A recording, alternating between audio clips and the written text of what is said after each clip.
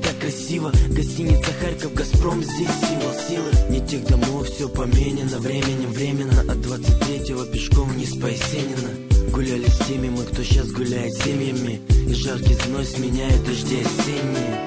Увлекаясь песнями, делали вместе мы. Теперь чужие, где считались раньше местными.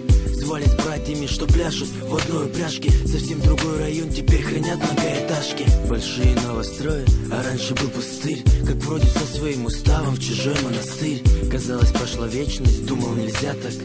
А для города это всего лишний десяток.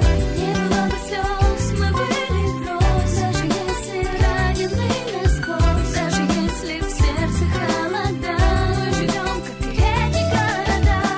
Немного слез, мы были врозь. Даже если ранены насквозь, даже если в сердце холода, мы живем, как и эти города.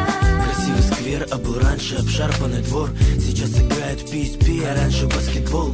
Здесь другие люди, от вздоха до вздоха. Это неплохо, это просто другая эпоха. Водка в стаканчиках, мальчики рядом с турниками. Раньше гордо было называться пацанами.